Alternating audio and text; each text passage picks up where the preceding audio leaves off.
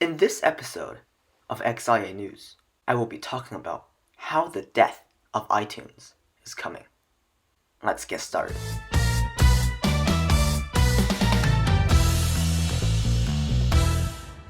It's the end of a music era.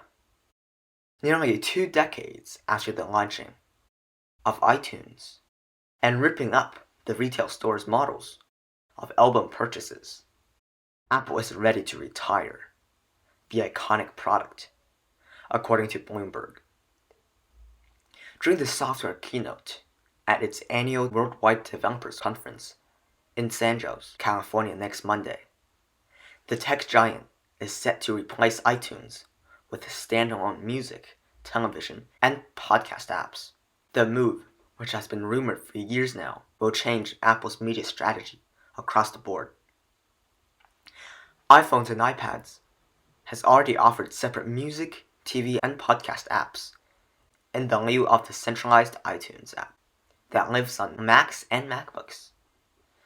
Users can expect the new music app to offer some of the same functionalities as iTunes currently does, such as purchasing songs and syncing phones, just with a sleeker interface that is free of the outdated look, and more closely bundled with streaming services like Apple Music. That has been the news. But let's see what the others think about this. Olive Hammer says, "This sucks. I know kids don't care these days, but I'm 48 and very much into sound quality. I still buy CDs and rip them into iTunes using Apple's lossless quality. Then I drop them onto my 1TB iPod that I use in my car with a $10,000 car stereo system.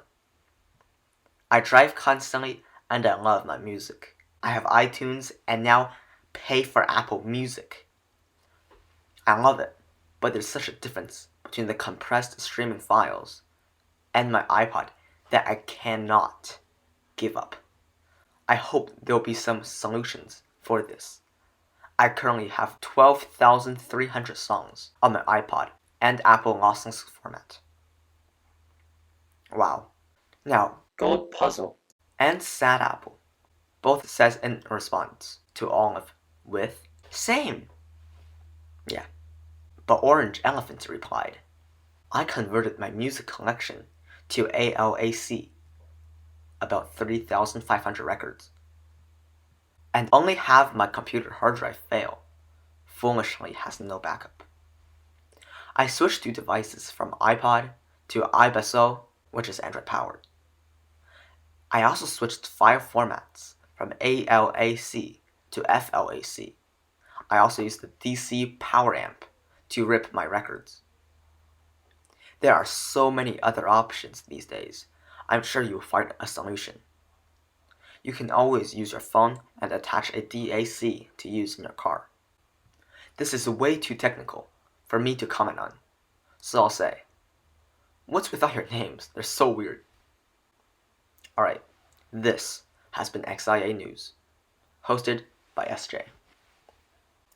Please click on something shown on screen right now. It helps me so very much. And if you enjoyed it a lot, then subscribe. It's right here. Just, yeah. Thanks. Alright then. Goodbye.